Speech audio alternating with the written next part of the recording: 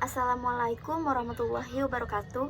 Nama saya Nurul Komariah dengan NIM 28924500044 dari Prodi Manajemen, mata kuliah Manajemen SDM dengan dosen pengampu Bapak Dr. Insinyur Sugeng Prayatno, SHSEMM.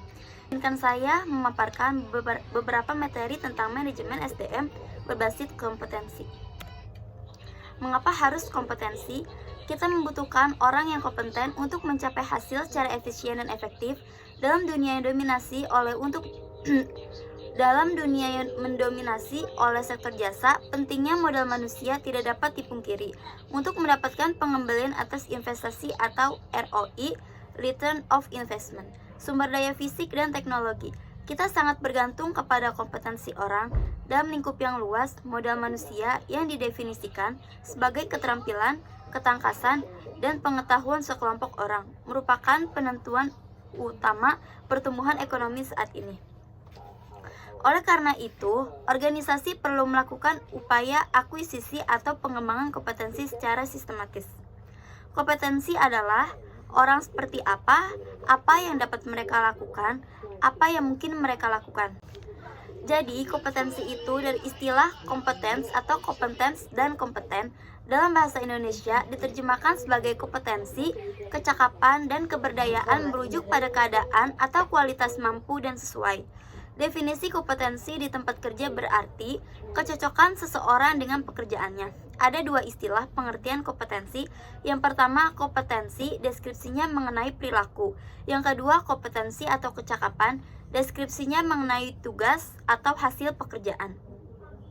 Kompetensi merujuk kepada karakteristik yang mendasari perilaku yang menggambarkan motif, karakteristik pribadi atau ciri khas, konsep diri, nilai-nilai, pengetahuan atau keahlian yang dibawa seseorang yang berkinerja unggul, superior performer di tempat kerja.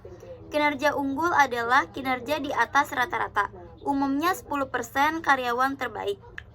Tujuan dari pendekatan ini adalah, menurut konsep David Michelin, testing for competence rather than intelligence, menyimpulkan berdasarkan kajian penelitian bahwa tes kecakapan akademis dan tes pengetahuan isi serta nilai dan ijazah sekolah.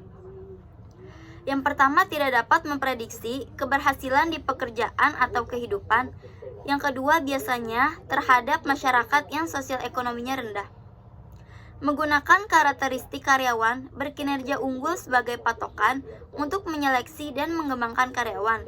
Dalam suatu bisnis, penggunaan kompetensi sangat penting untuk membuat keputusan yang lebih baik pada saat memperkerjakan dan menempatkan karyawan. Definisi kompetensi sebagai karakteristik dasar seseorang yang memiliki hubungan kausal dengan kriteria referensi, efektivitas, dan atau keunggulan dalam pekerjaan atau situasi tertentu.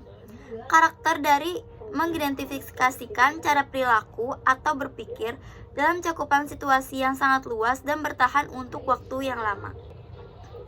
Ada 5 jenis karakteristik kompetensi. Yang pertama itu pengetahuan merujuk pada informasi dan hasil pembelajaran seperti pengetahuan seorang ahli bedah tentang otonomi manusia. Yang kedua, keterampilan, keahlian merujuk pada kemampuan seseorang untuk melakukan suatu kegiatan seperti keahlian ahli bedah untuk melakukan operasi.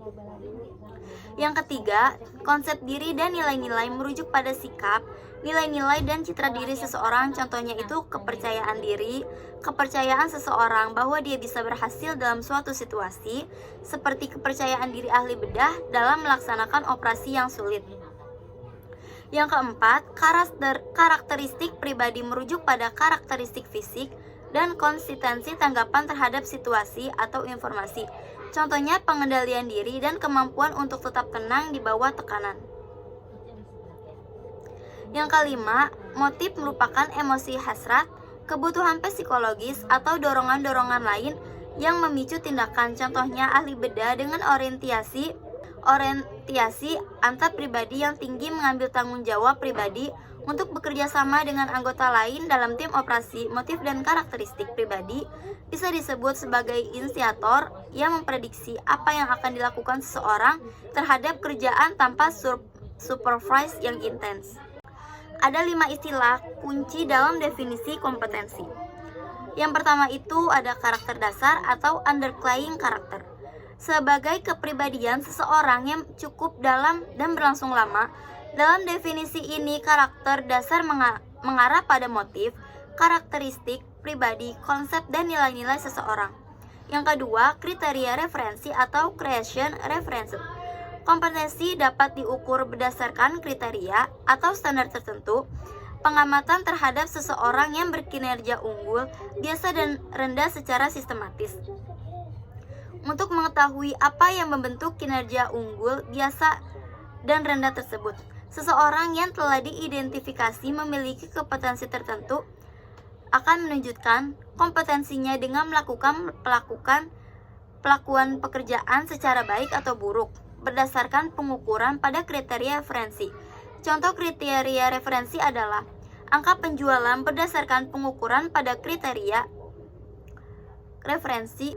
Contoh kriteria referensi adalah angka penjualan seseorang wiraniaga. Kriteria referensi sangat penting bagi definisi kompetensi perilaku. Yang ketiga ada hubungan kausal, sebab akibatnya itu mengidentifikasikan bahwa keberadaan suatu kompetensi dan pendemonstrasiannya memprediksi atau menyebabkan suatu kinerja unggul. Kompetensi seperti motif, sifat, dan konsep diri memprediksikan keterampilan dan tindakan. Keterampilan dan tindakan ini pada gilirannya memprediksi hasil kinerja pekerjaan. Contohnya rangkaian proses kinerja. Yang pertama itu ada intensi, tindakan, hasil. Karakteristik itu perilaku, kinerja. Motifnya itu ciri khas atau sifat, konsep diri, pengetahuan, keahlian. Terus ada kaitan kompetensi individu dengan kinerja efektif, kompetensi, tuntutan, tindakan atau perilaku spesifik yang efektif lingkungan. Yang keempat itu ada kinerja unggul atau superior performance.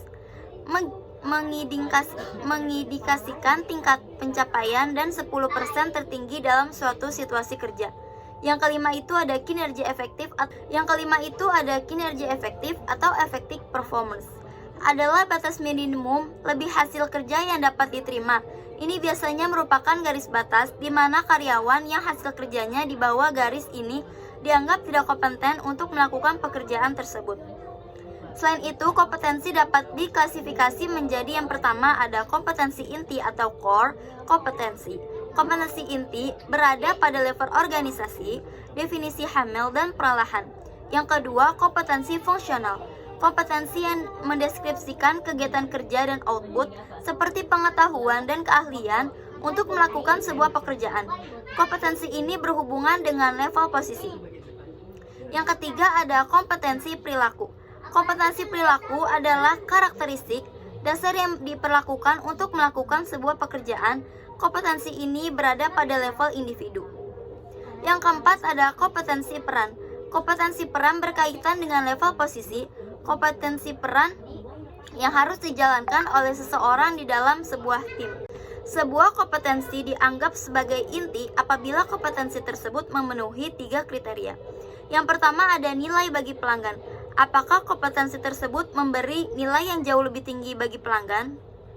Yang kedua, perbedaan dengan pesaing. Apakah kompetensi tersebut membedakan organisasi dalam persaingan yang membuatnya menjadi lebih unggul dari pesaing? Yang ketiga ada extendability.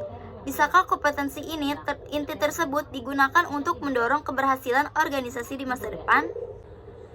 Menurut Hart, pada tahun 1999 menemukan 15 unsur dalam kompetensi, yaitu yang pertama, the performance orientation atau orientasi pencapaian prestasi.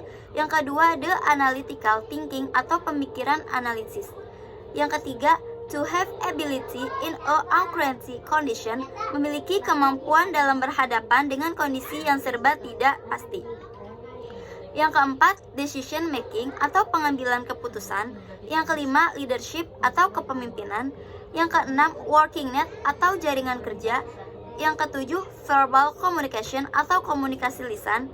Yang kedelapan, self-stimuli and initiative atau dorongan pribadi dan inisiatif. Yang kesembilan, kemampuan untuk memujuk. 10, perencanaan yang perorganisasian. 10. Perencanaan dan perorganisasian.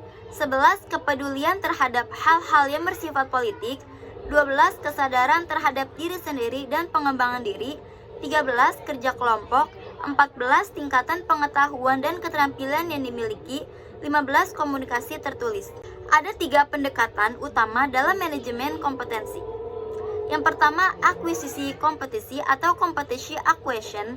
Organisasi melakukan upaya yang disengaja dan terencana untuk mendapatkan kompetensi yang diperlukan bagi pertumbuhan dan ekspansi perusahaan. Yang kedua, pengembangan kompetensi atau competency development. Level kompetensi karyawan yang sudah ada ditingkatkan melalui program pengembangan kelanjutan. Yang ketiga, penyebaran kompetensi atau competency development. Karyawan ditempatkan di berbagai posisi dalam organisasi yang paling cocok dengan kompetensinya, best person position fit. Teori kompetensi dapat disimpulkan bahwa kompetensi adalah karakteristik yang dimiliki oleh seseorang individu, kelompok atau organisasi yang mencakup pengetahuan, keterampilan, motivasi, sifat atau watak konsep diri. Kompetensi memprediksi kinerja. Kompetensi itu akan selalu terkait dengan pencapaian kinerja yang superior. Konstruk kompetensi yang sesuai dengan kebutuhan yang akan datang seperti yang pertama, pemimpin selain mempunyai kemampuan leadership, juga mempunyai kemampuan entrepreneurship karena merupakan kebutuhan utama. Kapabilitas dan kapasitas akan semakin dituntut oleh berbagai pihak yang berkepentingan. Yang kedua, perkembangan zaman yang berubah begitu cepat memerlukan pemikiran yang lebih analitik dan mendalam, the analytical thinking, dan dituntut untuk meningkatkan profesionalisme dan mampu merespon perubahan lingkungan internal dan eksternal secara cermat. Yang ketiga, kantor advokat yang merupakan bisnis jasa pelayanan sangat bergantung kepada kepercayaan pelanggan karena sifatnya industri jasa. Maka para pelaku pelayanan atau provider haruslah yang bisa dipercaya oleh pelanggannya. Dengan kata lain, pelayanan prima perlu diterapkan yang berorientasi kepada pelanggan dan memberikan pelayanan yang sesuai atau melebihi standar. Karenanya diperlukan orang-orang memiliki knowledge yang memadai, sebab knowledge merupakan hal yang terpenting dalam industri dewasa ini. Kaitannya dengan peningkatan produktivitas dan peningkatan nilai-nilai atau value. Yang keempat, orientasi pencapaian prestasi atau the performance orientation.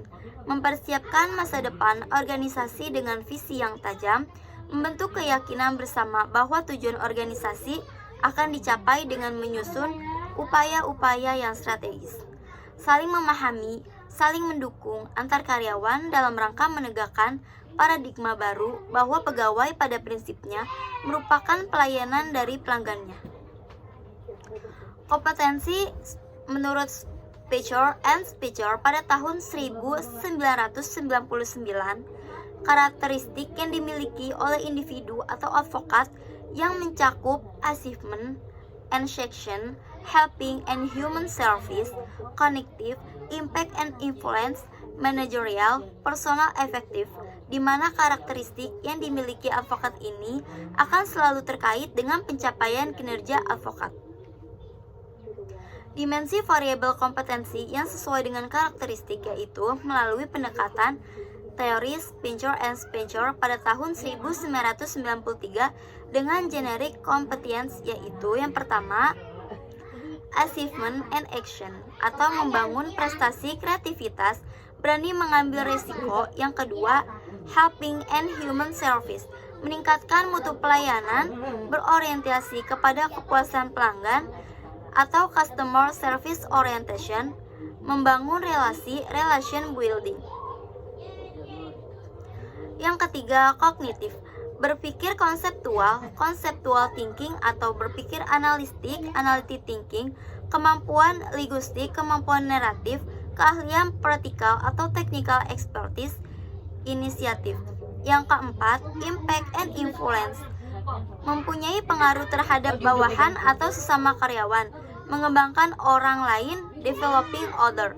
Yang kelima, manajerial atau menggerakkan bawahan, kerjasama kelompok, teamwork, memimpin kelompok, komitmen terhadap organisasi atau organizational commitment.